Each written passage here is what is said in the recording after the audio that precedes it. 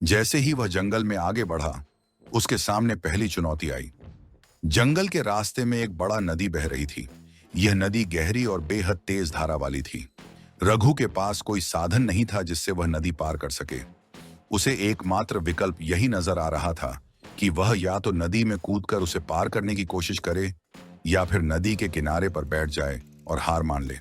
रघु ने सोचा, क्या यह नदी मेरी सत्य की यात्रा को समाप्त करने के लिए है? क्या यह मेरी परीक्षा का हिस्सा है? रघु ने नदी के तेज बहाव को देखा और सोचा कि अगर वह छलांग लगाएगा तो शायद वह डूब जाएगा। लेकिन उसी क्षण उसने महसूस किया कि जब तक उसके पास सत्य का पुष्प है, उसे किसी भी चीज से डरने की जरूरत नहीं। उसने पुष्प को अपने सीने से लगाया और खुद से कहा, अगर सत्य की राह पर चलना है तो मुझे इस नदी को पार करना होगा। सत्य की शक्ति से मुझे यह कठिनाई भी पार करनी होगी। यह सोचकर रघु ने नदी में छलांग लगा दी। तेज बहाव ने उसे कई बार डुबोने की कोशिश की, लेकिन हर बार वह अपनी ताकत और संकल्प से ऊपर उठता रहा। नदी की तेज धाराओं ने उसे बार बार घुमाया, परंतु रघु ने हार नहीं मानी। अंततः घंटों की मशक्कत के बाद वह किसी तरह नदी पार कर गया। जब उसने दूसरी ओर कदम रखा तो वह पूरी तरह से थक चुका था, परंतु उसके हाथों में अभी भी सत्य का पुष्प सुरक्षित था और उसकी आत्मा पहले से कहीं अधिक दृढ़ थी। रघु ने महसूस किया कि नदी केवल एक भौतिक बाधा नहीं थी, बल्कि यह उसकी आंतरिक शंकाओं और भय का प्रतीक थी। सत्य की यात्रा में आने वाले प्रलोभन और कठिनाइयां सिर्फ बाहरी नहीं होती, बल्कि वे हमारे भीतर के डर, लालच और अस्थिरता को भी चुनौती देती हैं। उसने स्वयं से कहा, मैंने यह बाधा पार कर ली है, पर यह आखिरी नहीं है। मुझे अब और भी कठिनाइयों का सामना करना होगा। जैसे जैसे वह जंगल में आगे बढ़ा, रास्ते में कांटेदार झाड़ियों और पेड़ों से उसे चोट लगती रही। उसकी देह पर घाव होने लगे, लेकिन हर बार जब वह दर्द महसूस करता, वह पुष्प की ओर देखता और उसे एक नई ऊर्जा मिलती। हर कांटा, हर पत्थर और हर कठिनाई अब उसे सत्य की यात्रा में और मजबूत बना रहे थे। कुछ समय बाद रघु को अचानक एक छोटे से गांव के निशान दिखाई दिए। यह गांव अजीब तरह से वीरान और सुनसान था। गांव के बीच में एक विशाल मंदिर था जो खंडहर जैसा लग रहा था, लेकिन मंदिर की हालत से अलग, उस मंदिर से एक अजीब सी शक्ति उसे अपनी ओर खींच रही थी। रघु को समझ नहीं आया कि वह यहां क्यों आया है, लेकिन उसने सोचा कि यह भी उसकी यात्रा का हिस्सा हो सकता है। वह मंदिर के भीतर प्रवेश कर गया। अंदर घुसते ही उसे महसूस हुआ कि यहाँ का वातावरण बेहद भारी और भयावह था। हर जगह अंधेरा था, लेकिन मंदिर के मध्य में एक छोटा दीपक जल रहा था।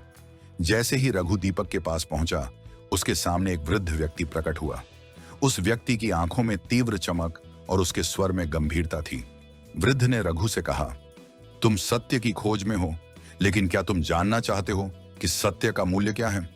सत्य की राह पर चलने का अर्थ केवल कठिनाइयों का सामना करना नहीं है, बल्कि अपने भीतर के सबसे बड़े डर और भ्रम से पार पाना भी है।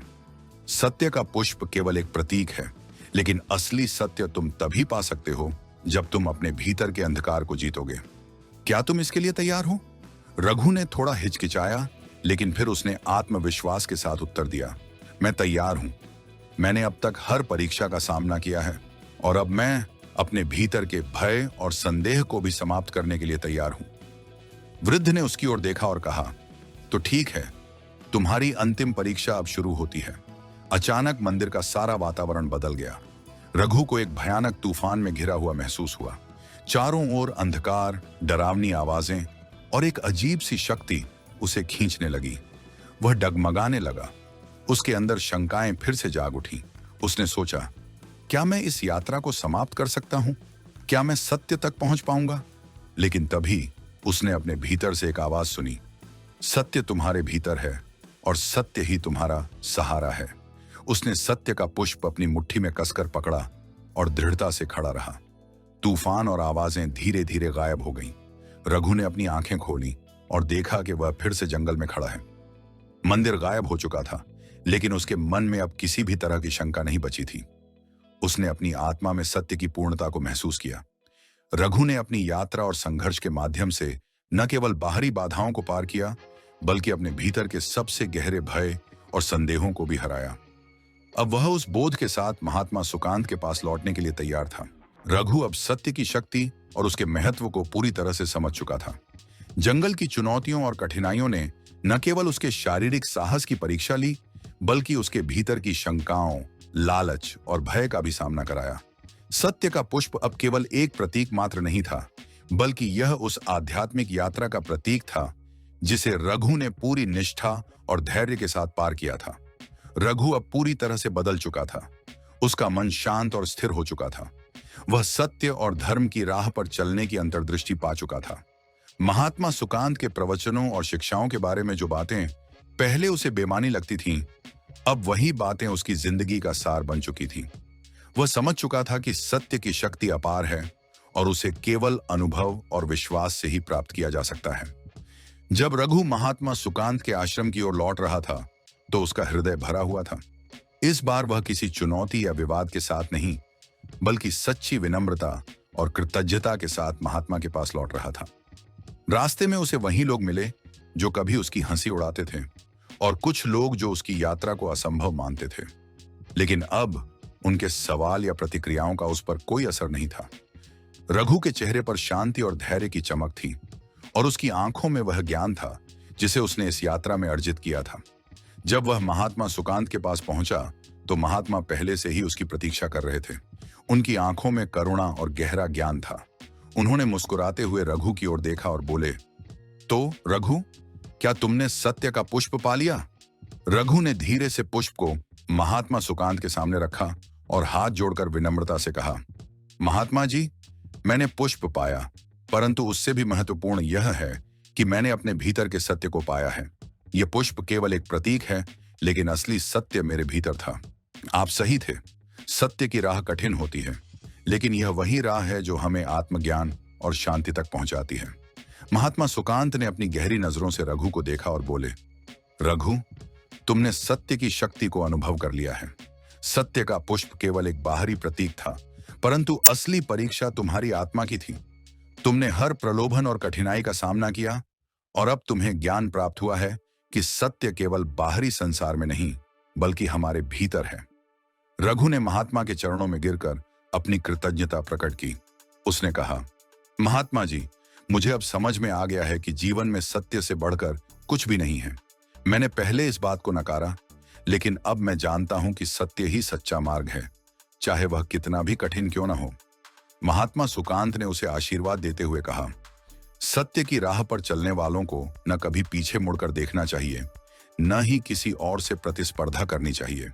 सत्य आत्मा का साक्षात्कार है, और जिसने इसे पाया, उसने जीवन का सबसे बड़ा खजाना पा लिया। अब तुम जीवन के हर क्षण में सत्य का पालन करोगे, और यही तुम्हारी सबसे बड़ी उपलब्धि होगी। रघु अब पूरी तरह से बदल चुका था। गांव के लोग उसकी ओर देखने लगे, क्योंकि उसका व्यक्तित्व अब गहरा और संतुलित था। पहले जहां वह चालाकी और धूर्तता में विश्वास करता था, अब वह सच्चाई, ईमानदारी और करुणा का प्रतीक बन चुका था। उसने अपने जीवन को सत्य और धर्म के मार्ग पर समर्पित कर दिया, और धीरे धीरे गांव के लोग भी उसकी इस यात्रा से प्रेरित होकर सत्य की ओर आकर्षित होने लगे।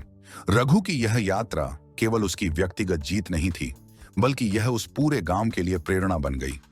महात्मा सुकांत के सानिध्य में रहते हुए रघु ने गांव में सत्य और धर्म की ज्योति जलाई। गांव वाले अब केवल अपने जीवन के साधारण कर्तव्यों में उलझे नहीं रहते थे, बल्कि वे अपने भीतर के सत्य की खोज में भी प्रेरित होने लगे थे। रघु ने महसूस किया कि सत्य की खोज कभी समाप्त नहीं होती। यह एक निरंतर यात्रा है। हर दिन, हर क्षण सत्य को जीने की आवश्यकता होती है। उसने अपने भीतर के भय और भ्रम से मुक्ति पा ली थी, और अब वह सच्चाई के मार्ग पर अडिग था। इस प्रकार रघु की यात्रा सत्य की खोज से आत्मज्ञान और अंतर्दृष्टि तक पहुंची। उसकी कहानी केवल उसकी व्यक्तिगत यात्रा नहीं थी, बल्कि यह हर उस व्यक्ति के लिए एक संदेश थी जो सत्य और धर्म की राह पर चलने के लिए तैयार है। सत्य की शक्ति ने रघु के जीवन को पूरी तरह बदल दिया, और उसने इस ज्ञान को अपने जीवन में स्थापित कर लिया।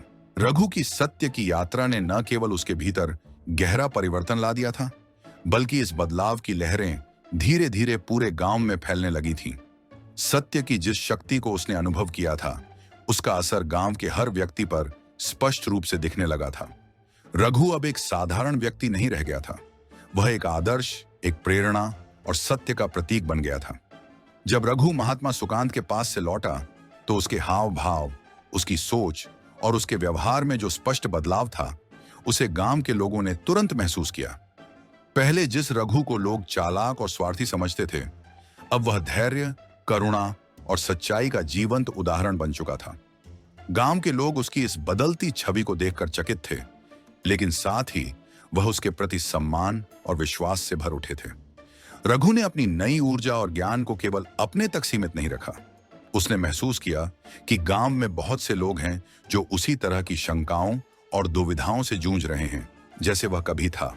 इसीलिए उसने गांव के लोगों के साथ अपने अनुभवों और महात्मा सुकांत की शिक्षाओं को बांटना शुरू किया। वह अब गांव में छोटे छोटे समूहों में बैठकर लोगों को सत्य, धर्म और जीवन की मूलभूत सच्चाइयों के बारे में समझाने लगा। गांव के लोग उसकी बातों को ध्यान से सुनते और अपनी जीवन की समस्याओं का हल ढूंढने के लिए उसकी शरण में आने लगे। रघु के अनुभवों और संघर्षों ने उन्हें भी सत्य के मार्ग पर चलने की प्रेरणा दी। पहले जहां लोग केवल अपने भौतिक सुखों के पीछे भागते थे, अब वे जीवन के गहरे अर्थ को समझने लगे थे। धीरे धीरे गांव में एक नई सोच और जागरूकता का संचार होने लगा। रघु के इस परिवर्तन और गांव में फैलती इस नई विचारधारा को देखकर महात्मा सुकांत भी अत्यंत प्रसन्न थे। उन्होंने रघु को एक विशेष सभा में आमंत्रित किया, जिसमें पूरे गांव के लोग उपस्थित थे। महात्मा सुकांत ने सभा के दौरान रघु की यात्रा, उसकी कठिनाइयों और उसके द्वारा प्राप्त किए गए ज्ञान की प्रशंसा की। उन्होंने कहा, रघु ने न केवल सत्य की राह पर चलने का साहस दिखाया, बल्कि वह अब इस गांव के लिए एक प्रकाश स्तंभ बन गया है। उसकी यात्रा हम सब के लिए एक प्रेरणा है कि सत्य की शक्ति असीमित होती है और इसे पाना जीवन का सबसे बड़ा लक्ष्य है। महात्मा सुकांत की बात सुनकर गांव के लोग रघु के प्रति और भी अधिक श्रद्धा से भर गए। रघु अब केवल एक साधारण युवक नहीं था, बल्कि वह एक सच्चा मार्गदर्शक और सत्य का प्रतीक बन चुका था। गांव वालों ने उसे बहुत आदर और सम्मान के साथ देखा और उसके जीवन से सीख लेकर अपने जीवन में भी सत्य और धर्म की राह पर चलने का संकल्प लिया। धीरे धीरे रघु की सत्य की यात्रा की कहानी आसपास के गांवों में भी फैलने लगी। लोग दूर दूर से आकर रघु से मार्गदर्शन मांगने लगे। उन्होंने उससे अपने जीवन के सवाल पूछे और रघु ने उन्हें सत्य और करुणा के साथ उत्तर दिए। वह किसी बड़े विद्वान की तरह नहीं, बल्कि एक साधारण और सच्चे व्यक्ति की तरह लोगों की समस्याओं को सुनता और उन्हें सही दिशा दिखाता। रघु की विनम्रता, उसकी करुणा और सत्य के प्रति उसकी अडिग आस्था ने उसे एक ऐसा व्यक्तित्व बना दिया जिसे हर कोई सम्मान की दृष्टि से देखता था। वह परिवर्तन जो रघु के भीतर आया था, अब धीरे धीरे पूरे समाज में फैल रहा था। पहले जहां लोग अपनी छोटी छोटी समस्याओं में उलझे रहते थे, अब वे अपने भीतर की सच्चाइयों को समझने लगे थे। लोग अब दूसरों की सहायता करने, सच्चाई का पालन करने और जीवन को एक उच्च उद्देश्य से देखने लगे थे। रघु ने गांव में नई जागरूकता और समझदारी का बीज बो दिया था और यह बीज अब पूरे समाज में फैलकर एक विशाल वृक्ष का रूप ले रहा था। समय के साथ रघु का नाम पूरे इलाके में एक आदर्श के रूप में जाना जाने लगा। लोग उसकी ईमानदारी, उसके संघर्ष और उसके द्वारा प्राप्त ज्ञान की कहानियां सुनाते। हर कोई उसकी कहानी से प्रेरणा लेकर अपने जीवन को बेहतर बनाने की कोशिश करता। रघु की यात्रा केवल एक व्यक्ति की आत्म खोज की कहानी नहीं थी, यह उस अद्भुत परिवर्तन की कहानी थी जो सत्य और ज्ञान से होता है। रघु ने अपने जीवन के संघर्षों से जो सीखा, उसे उसने पूरे समाज के साथ बांटा और यही उसका सबसे बड़ा सम्मान और उपलब्धि थी। सत्य की शक्ति ने न केवल रघु को बल्कि पूरे गांव को बदल दिया। उसने यह साबित कर दिया कि जब एक व्यक्ति अपने जीवन में सत्य को पूरी तरह से अपनाता है, तो वह अकेले नहीं बदलता, वह पूरी दुनिया को बदलने की क्षमता रखता है। इस प्रकार रघु की यात्रा समाप्त नहीं हुई, बल्कि उसने एक नई शुरुआत की। वह समाज के लिए एक आदर्श बनकर सत्य और धर्म की राह पर अडिग रहा और उसकी इस यात्रा ने उसे सच्चे सम्मान और श्रद्धा के योग्य बना दिया। रघु की यात्रा के अंत में जो सबसे महत्वपूर्ण सबक उभर कर सामने आया, वह था सच्चाई का महत्व। सत्य की खोज में रघु ने जो कुछ अनुभव किया, उसने उसके जीवन को एक नई दिशा दी और यह दिशा केवल उसे नहीं, बल्कि पूरे समाज को बदलने की शक्ति रखती थी। सत्य कोई बाहरी वस्तु नहीं है जिसे हम कहीं खोजने जाते हैं। यह हमारे भीतर है और इसे समझने और आत्मसात करने में पूरी जिंदगी लग सकती है। रघु की यह कहानी यह दिखाती है कि जीवन में सच्चाई से बड़ी कोई और शक्ति नहीं है। सत्य की राह कठिन हो सकती है, लेकिन यह राह अंततः हमें आंतरिक शांति, संतुलन और सच्चे ज्ञान की ओर ले जाती है। सत्य न केवल हमारे व्यक्तिगत जीवन में बल्कि हमारे सामाजिक जीवन में भी सबसे महत्वपूर्ण भूमिका निभाता है। जब हम सत्य को अपने जीवन का केंद्र बनाते हैं, तो हम केवल खुद को नहीं बल्कि अपने आसपास के लोगों और समाज को भी प्रभावित करते हैं। सत्य की शक्ति हमें कठिनाइयों का सामना करने का साहस देती है। यह हमें उन भ्रमों और शंकाओं से पार पाने की शक्ति देती है जो हमारे मन को अशांत करती है। रघु की तरह हम सभी अपने जीवन में किसी न किसी संघर्ष से गुजरते हैं, लेकिन यदि हम सत्य का पालन करते हैं तो हम इन संघर्षों से मजबूत और आत्मविश्वास के साथ बाहर निकल सकते हैं। महात्मा सुकांत की शिक्षाओं ने यह स्पष्ट किया कि सत्य को अपनाने के लिए विनम्रता और धैर्य की आवश्यकता होती है। जीवन में झूठ, लालच और स्वार्थ की जो जंजीरें हमें बांधती हैं, वे तब टूटती हैं जब हम अपने भीतर सत्य की ज्योति प्रज्वलित करते हैं।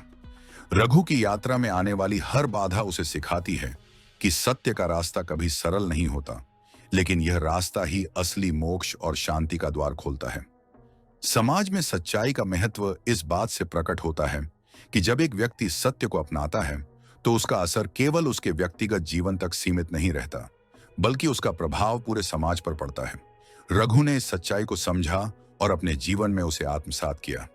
इसके परिणाम स्वरूप उसने न केवल खुद को बदला, बल्कि अपने गांव और आसपास के लोगों को भी सत्य के महत्व का पाठ पढ़ाया। सत्य हमें अपने भीतर की शुद्धता और अपने कार्यों की सच्चाई के प्रति जागरूक करता है। जब हम सत्य को अपनाते हैं तो हम अपने जीवन में निडर, ईमानदार और आत्मनिर्भर हो जाते हैं। हम दूसरों के प्रति करुणा, सहानुभूति और सम्मान का भाव रखते हैं। सत्य केवल एक नैतिक सिद्धांत नहीं है, बल्कि यह एक जीवन शैली है जो हमें व्यक्तिगत और सामूहिक दोनों स्तरों पर बेहतर बनाती है। रघु की कहानी का सार यही है कि सच्चाई का पालन करना कठिन है, लेकिन यह हमारी आत्मा को सबसे गहरे स्तर पर मुक्त करता है। जो लोग सत्य के मार्ग पर चलते हैं, वे न केवल खुद का उत्थान करते हैं, बल्कि वे दुनिया में शांति, सद्भाव और करुणा का संदेश फैलाते हैं। सच्चाई का महत्व इस कहानी का सबसे बड़ा उपदेश है। सत्य की शक्ति अपरिहार्य है, और जब हम इसे अपने जीवन में पूरी तरह से अपनाते हैं, तब हम अपनी आत्मा और संसार दोनों को बेहतर बना सकते हैं। सत्य की राह पर चलने वाले व्यक्ति को न तो किसी का भय होता है, न ही किसी प्रलोभन की आवश्यकता। सत्य स्वयं में पर्याप्त है, और यही हमारे जीवन का असली उद्देश्य है। इस प्रकार रघु की यात्रा यह सिखाती है कि जीवन में किसी भी कठिनाई या बाधा का सामना करने के लिए सच्चाई से बड़ा कोई हथियार नहीं है। सत्य की राह ही वह मार्ग है जो हमें आत्मज्ञान, सम्मान और सच्ची शांति की ओर ले जाता है। इस प्रेरणादायक कथा को देखने के लिए धन्यवाद। यदि आपको यह कहानी पसंद आई हो तो कृपया बुद्ध अपलिफ्ट चैनल को सब्सक्राइब करें और नवीनतम वीडियोस के लिए नोटिफिकेशन बेल को दबाना न भूलें।